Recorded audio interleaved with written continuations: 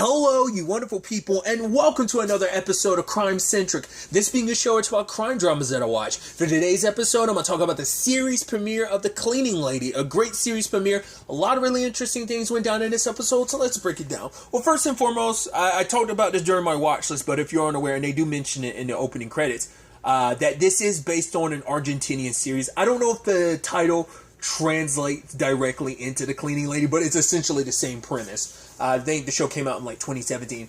I've never seen that, so this is my first instance of kind of like seeing this show. And the show actually kind of reminds, I said it at the time too, it reminds me, it feels like it has some Ozark elements to it, but you know what it also reminds me of? There was a short-lived Fox show that only lasted one season called The Mob Doctor. I definitely get kind of vibes for a similar vibe in this, which is interesting. I made an Ozark connection because Jordan Spiro, who's in Ozark, at least in the first two seasons, she was the main character. She was the main character in that the Mob Doctor show. So I think it's kind of interesting. Like I definitely get the same vibes there. But obviously we get introduced to our main protagonist, and that's Tony, played by Elodie Young. The thing I think the first thing I ever saw her in was Daredevil, where she played Daredevil and Defenders, where she played Elektra. I don't know if I've seen any. That's the thing I best know her from. I don't know if I've seen her in anything else.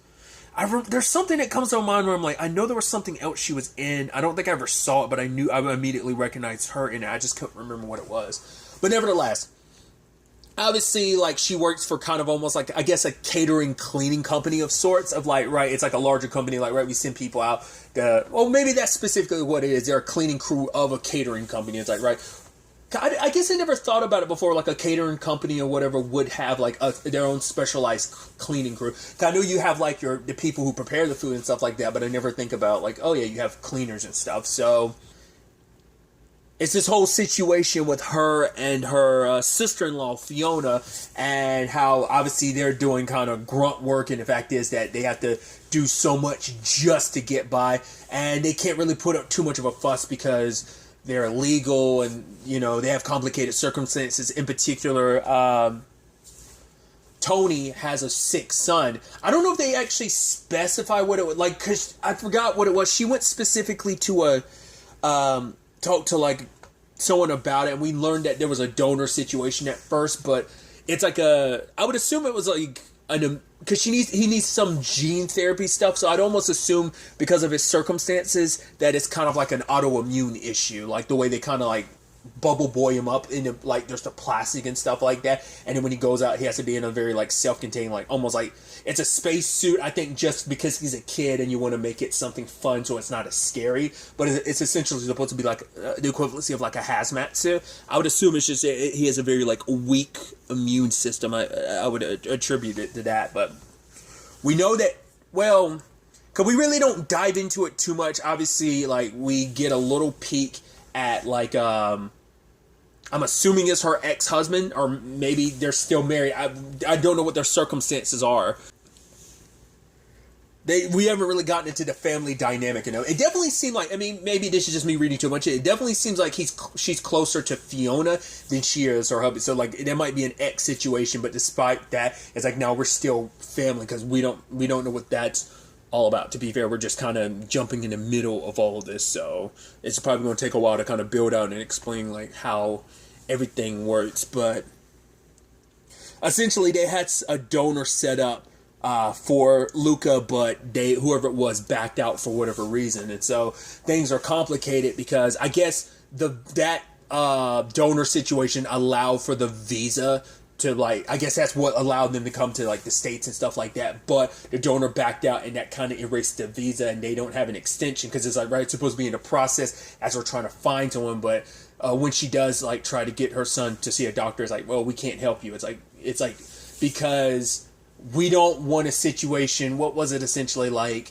to get your son in the middle of this, like, treatment, and then, like, you suddenly, like, have to be, you guys get suddenly deported, like, 52 weeks into it or something like that. I guess, like, because the therapy, if it's done, you can't just stop in the middle of it, so that's why it's like, we're trying to protect you and us in the process of, like, this would be catastrophic on all fronts if you, like, got deported in the middle of the treatments and stuff, like, because it do probably more harm than good, essentially. But we, I'm skipping around a little bit, I do apologize, but we do learn that, oh, she isn't just some cleaning lady. She's actually a doctor. But that's always that thing of, like, I never get how that works. Like, I don't know whether your credentials just never transfer over, like, why. But you hear about, like, instances of someone being like, oh, you were a doctor or something in one country, and you go to another one, it's like, yeah, but, like, that doesn't translate for whatever reason. Like, so she has skills. She actually is a doctor, because she says she's a Cambodian, but she lived in the Philippines. Well, she says lives in the Philippines. She's only here temporarily just for Lucas treatments and stuff. So, but it's like she's a doctor there, but for whatever reason coming to the U.S., that doesn't count. I guess, I think it's just the legality of, because you're not a citizen, you can't operate here under the profession that you used to be. Like, it's just, I don't know the laws, but that seems to be, like, the general gist of why that works. Like, I don't know. So, but she has her medical training to the point, like, Fiona, like, knocked the hell out of that dude Stevie. Like, I guess, like, she hit his throat in just the right way, and it did something. Luckily, Tony, like, cut open his throat to open up his airway, and it's like, cool, let's get out of here before we get in trouble. Granted, they do get fired, but their boss is like, fine. When she was like, yo, me and, we did that job because you basically forced it on us, so we are going to take what we are owed. We worked there for like 3 days, so you're going to pay us, or we basically convince everybody to walk. And he's like, fine, you two are never going to work together again because you're too much trouble together. But the job she does work is kind of like a fight club type of situation, which I'm like, once again, they are like undocumented. So like, I guess that's why it's like, cool, if we need, so it's not like the business is on the up and up. It's like, cool, it's cheap labor. Plus it's like, we can send you to some shady places without them. Cause I feel like a fight club type of thing, like an unsanctioned fight club type of thing, like she was sent to with Theo and everything. Like, I would assume that wouldn't be something most places be like, oh, we'll clean that up. And it's like, no.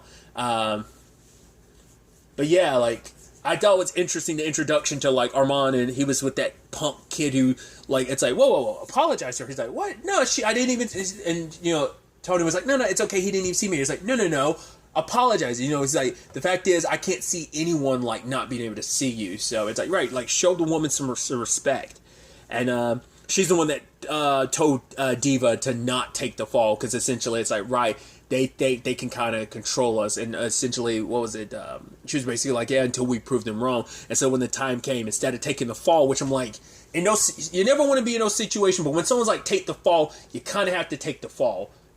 Which is interesting because I made that reference because obviously Elodie Young being in Daredevil, that's exactly what happened to Matt Murdock's dad. Didn't take the fall and ended up dying because of an interesting thing. That's why I'm like, luckily nothing came back to Diva. But I'm like, that's the type of thing to get yourself killed. But she probably thought, like, she probably didn't know who was mixed up in this. It's like, usually someone's like, oh, I want you to take a fall. It's probably not, it could be just like oh yeah, like, I'm gonna make more money this way. So people got their money on you taking the fall. There's that, but I'm sure there's also the element of, there's probably some super shady people involved in this, so. But I'm just like, yeah, when someone's asking me to take a fall, I'm like, yeah, that seems like, that. I immediately think of like some gang or mafia type of stuff. I'm like, yeah, mob stuff. I'm like, yeah, I don't want to get caught up in that, so I will take the fall. But Diva didn't, and she whooped that lady's ass. And so, that didn't go well. And that little punk kid ended up popping Theo, which kind of sucked, because we had that little moment of him showcasing, like, hey, Tony, like, yeah, I got this for my daughter, and everyone's, oh, your daughter's gonna love it. It's like, oh, and then immediately popping him. Because even Armand was like, okay, let's handle this. It's like, that kid popped off. Because his dad's a big shot. He's not a big shot. Armand's only looking after him because, like, you're the boss's kid, so I gotta respect you a little bit. But you know Armand just he's like, I can't do anything to you, because if I do something to you, the boss is gonna have an issue. So it's like, right. Once again, it's like, I have to kind of, he kind of looks like he gets stuck babysitting duty, and like the punk like just walks around like he runs the thing operation, because it's like, right, it's like, yeah, it's one of those instances of, do you know who my father is? It definitely has that kind of feel to it. Sadly, Tony ended up getting caught, and I love that. It's the smart move. I can clean this up for you. I'm a cleaning lady. The fact that, because it's like, she didn't go through the pleading thing, because I was like, no. If I can make myself useful, you're not going to kill me. I wonder, is it just because because something I noticed in this episode, and I don't know if this is done just because it's the pilot, so you want to move things a little quickly, or is it just because maybe there's a lot more in her past that we haven't dived into? She latched onto, like, she had her reservations about certain aspects, but there's other times it seems like she's kind of enjoying this. I think, like, the rush and feel and vibe of it, but also it's like, it almost seems like this criminal stuff isn't too out of the realm from her, like, because you never, like, because she might have grown up in a neighborhood that's like, yo, like, you got to do what you need to survive. Like, she might be, like, she probably already, like, had that type of upbringing. She became a doctor, and she did whatever she had to survive, and now it's like, right, it's a kill or be killed type of thing, especially, you know, being undocumented, being in the U.S., like, it comes with its complications, so she cleans up the body, knows how. Also, the guy that was, like, Mateo, like, he seems like Armand's, like, right-hand dude, which, side note, Armand, the thing that I know he's in is Designated Survivor. I've never seen the show. I've seen bits and pieces, but I've only seen it because I've seen my mom watch it in the past. But I feel like there's something else I know that actor from, but like Designated Survivor is the first thing that comes to my mind. Also, the actor who plays Mateo, I'm like, that actor looks so familiar too. I gotta look into him because I can't place what I know him from. He wasn't too keen on Tony. But it's like, no, Tony's like, no, I got this, and cleans up, and it's like, oh, like, you did a pretty good job, so, and it's like, right, let's drop you off home. I'm like, yeah, you can't really lie about where you, because it's like, right, you also want to humanize yourself, because it's like, right, I got family to get back to, so there's people going to miss me, so you want less complications. I go missing, that's going to be too many questions. To be fair, the sad aspect to it is, though, also, like, Armand was looking for an excuse not to kill her anyway, but it's also like, yeah, like, she's an immigrant, she's undocumented in this country, like, if she disappeared, no one would care because sadly she'd fall through the cracks, you know, so, but like the moment it's like, oh, let me take you home, it's like, yeah, now we know where you live if you talk, but I think that's why I also think, like, she knew, like, I won't say anything, like, I'll clean this up for you, in fact, I will implicate myself in this by helping you clean up this crime scene, that way you'll have something over me, this way it's kind of, mutually assured destruction type of thing.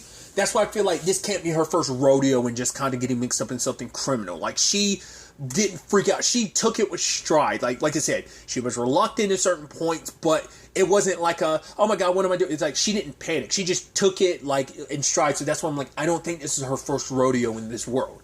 Could be, like, maybe it is, but it's just like the way she behaved throughout all of this seemed kind of like not the typical reaction you'd think someone would find themselves in. So, like, she had to have grown up around this to some extent, so. She initially was just going to walk away from this, but when Mateo shows up at her son's, like, doctor's appointment, even though she wasn't able to see the doctor, she wants to see Armand, and it's like, right, leave me and my son out of this, like, I'm not worried. He's like, no, I'm here because I want to offer you a job, and she's like, why? Because, like, yeah, you're good, and I like you, plus, I don't want to have to kill you, so take this money, be on call, and when I ask for you, I'll call for you, so you need to show up. So he actually put in a word, like, the doctor that's on there, because, like, she's the cleaning lady, but they have a doctor on call too. I think that's going to become an issue later on, because it's going to be like, cool, is this redundant? Because not only is she a cleaning lady, she's a doctor too. Granted, he's in a position where it's like, they can use, like, he probably isn't just like gang or mob doctor, which is also funny for me to say that, because, like, the aforementioned show Mob Doctor, but maybe it's also a situation of he's a legitimate doctor, so it's like, right, we can get, you're a legitimate doctor doing whatever you need to do, and we can use that to our advantage while also having you on call as a doctor, but her also being a cleaner and a doctor, it might be a thing of, this is a little redundant, and they might pop it. He still probably has his own purposes, but it might be a situation of he crosses the wrong lane, like, he might no longer be useful, and it might be a thing of, right, you're only going to be alive and around long enough if you're useful to us. So, just throwing that out here early, but, like I said, just because it's interesting, they make sure to point out that she's a doctor too, so it seems like that might be leaning itself into, like, a storyline that we might be like trailing into at some point during the season. But that doctor was able to call in a referral and get a meeting, like an appointment for Luca. So it all worked out, and she even later on thanks him for it, because she actually went to go celebrate with Fiona, because Fiona was like, yo, like, we got this job situation, and if we work here, we're definitely going to make way more money than before. Problem is, because they're illegal, he's like, cool, I also, if I'm going to overlook that paperwork, I need you to sell XTC on the side, which, you know, Elodie, I was about to call her Elodie, like her actual name. Tony's like, no. Like, you're talking about me, like, showing up at the doctor's appointment, causing a scene and stuff like that. She used the term TNT, and I didn't know if that was an acronym for something, but I think it's meant, like, TNT as, like, our situations can explode at any moment in time. Like, the fuse could always get lit, because if we get, like, if the police get involved, it's like, oh, you're undocumented, you're illegal, you're gone. So, and, like, for her, it's like, especially considering Luca's condition, she doesn't have that type of time. She can't be deported from the country. She needs to stay here for his sake. So that's my understanding of that phrase, TNT, because I think that's even the name of the episode. I think the argument is, like, there's a lot of like I said, maybe it actually is an acronym, but they never really explained it if it was. So for now, I'm just taking it literally as, oh, your situation is like TNT. It could go out at any moment, the moment the fuse is lit. But she's kind of against the whole Fiona selling drugs things, and Armand calls her up. It's like, yo, I need you to actually, like, work for me. There's a party happening. He's like, I need you to clean this up because this is actually my boss's place. And I was like, at first I was like, is this just a test? And I guess it kind of was. It's because, well, we meet Nadia, which is Armand's wife, and I'm like, why, like, did she throw the party? Is she just kind of like, is she going to be kind of the issue of, oh, like, she gets high a lot, and she just kind of, like, this is her way to process with what they're mixed up in. Like, maybe when she married him, she didn't know what he did, or maybe she already did. I don't know. It just seemed like, maybe just like, hey, she was partying too hard, or maybe it's just like, no, like, I need some way to cope with the world I'm mixed up in. Like, we all have our vices and our way of dealing with things, so. But, she ultimately ends up cleaning up the place, but Nadia's like, oh, no, I like her. You need to keep her around, and you know, it's like, it's like, I thought I told you not to talk to anyone. She's like, oh, so now you're going to tell me who I can and cannot talk to? She's like, that's why you and Nadia get along. I could definitely see that. And I was like, right, good job, pays her, balances. Well, the next thing they need to do later on, though, is Theo's body was found. So it's like, cool, we need to clean this up, clean the place up, make sure no one sees anything, finds anything, wipe the place down. They got all the money, everything they needed out of there, but the boss was like, cool, we're gonna blow that place up. It's like, no, I got a cleaner. It's like, oh, you mean the cleaner that should already be dead? Yeah, no, we're done, we're good. Luckily, he raced back in time. She was already trying to get out, but the door to the area she was in was locked down, so it's like, she tried to smash her way through a fire extinguisher. Luckily, he came in time. Didn't fully escape the blast because his leg got jacked up, but she's like, right, I got you. She cauterized the wound in the process, and it's like, right. Yeah, he's like, oh, because she was like, yeah, do you trust me? He's like, oh, it's a good thing, I do trust you. But she's like, right, going forward, you need to show me respect. Like, you know, because he had actually talked about that a little bit before, of like, yeah, she's a woman that demands respect, and he likes that about her. And that's what I'm saying, like, considering the circumstances, the fact is, you're like, you need me, and we benefit from this, so, like, I will work for you, but you better show me some respect. I'm like, the fact that she can talk to him like that, and he even, like, is okay with that, because he talked about the fact is, like, right, he's like, my mom worked 6-7 days a week, and all she ever wanted was for me to be happy, so for him to see her out partying with Fiona, it made him happy. He was like, yeah, your son probably wants that too. Because it's nice to see that Luca isn't just your everything, that you do have a life outside of that. You don't get completely consumed by that's your everything, and you don't have happiness outside of it, you know? Because he talked, you know, he has this, you know, it's like, right, we both we are here in a country that isn't our own, and, you know, the complications and the struggles that come with that, and you have to, you know, it's not just about doing what's right or even doing what's wrong. It's about doing whatever it takes to make things happen, because that's the only way you're going to make sure your son survives. So that's plenty motivation enough on its own. But like I said, she leaned into it a little bit quicker than I would have expected her to. But like I said, I don't know if that's just like the first episode of the show, like we're going to like steamroll this a little faster, or is there a little bit deeper element of, No, like, she has her own past that kind of leans into why she leans a little more dark side than you think she would. You think she'd have her reservations because there are benefits to it, and those benefits are showcased a lot. Because obviously, at the end of the day, it was like, you know, she was like, right, like, even though I'm doing such a good job and you like me, I was about to die. He's like, yeah, but I came to get you. She's like, that's not good enough. If you want me to work for you, protect me. At the very least, let me know that my son will be protected if something happens to me. And he was like, yeah, I got you. You know, so we'll definitely have to wait and see how that all plays out. At first, like, Fiona was kind of like, oh, you're going to judge me for, like, selling drugs on the side and trying to make a living for myself with crappy, like, hands we've been dealt, then you can just leave and stop. Because initially it was supposed to be a small stay, but it turned into so much more. But Fiona, at the end of the day, she's like, no, I'm sorry. Like, I'm not, you know. Because it sounds almost like they got separated for a long time. I guess it's like, maybe it was about the Philippines. Like, maybe she moved back to the Philippines, or maybe it's supposed to be that Fiona left the Philippines and came here to the U.S. Whatever the case may be, she made it seem like, yeah, like, I lost my bestie for a while, but now we're back together and we're good, you know? But Tony is able to do a lot more for Luca. Like, they extended his space so it isn't just his bedroom, and now he can actually play ball, and he's playing with, like, Fiona and her two children again. And it's like, right, we've kind of expanded, and I think that might be a byproduct of everything with Armand's help. So that's definitely going to be interesting to see how this all plays out going forward. I think, like I said, I think it was kind of a nice first start to it, but at the end of the day, it's just the beginning, and it's going to be interesting to see, you know, what other cleanup jobs they do. You know, I'm sure she's going to be called in with her doctor expertise of, like, handling some medical situations. But we also see that the FBI are already on top of her.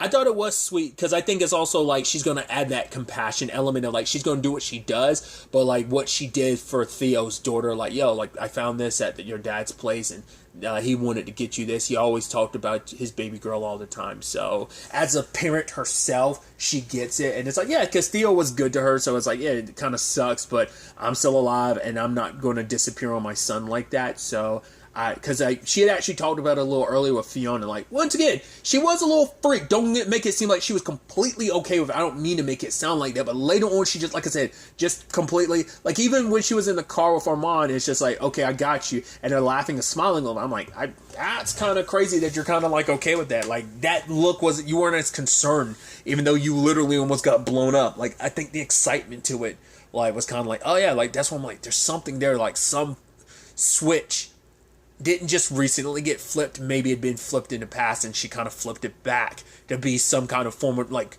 once again, we've only just got introduced to her. We don't know what her past entailed, like, before. Maybe becoming a mom, maybe be getting pregnant and having Luca, like, shifted whatever her past may have been, but this might be creeping a little closer. Like I said, her leaning more dark side maybe in her past, and now this is kind of replicated here too. I don't know.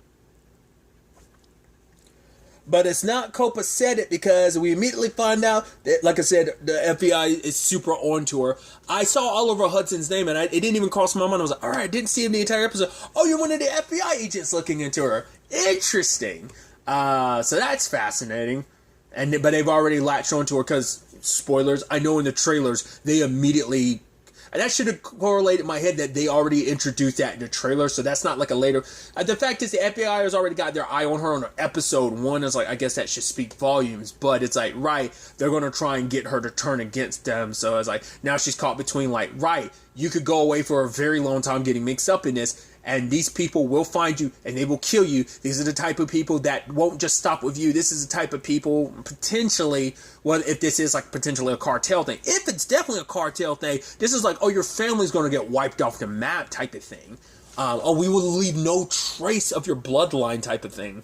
Not to that extreme, but still, it will kill you and your entire family, because we don't know if you told them anything, so just to be safe, we can't have any ties back to us. So protecting your children, protecting the people you care about, plus you're also benefiting from this financially, and it helps you save your son in the long run. So it's not even just about doing what's right. It's just like Armand said, the theme of this is doing whatever it takes to get what you want and need. So it's definitely going to be interesting to see where the next episode takes us as we continue down this road of. I'm excited to see what the rest of the series has in store for us. But really, that's all I want to talk about. So next time we meet, be happy, be safe, live life to the fullest, and enjoy it. Good day and goodbye.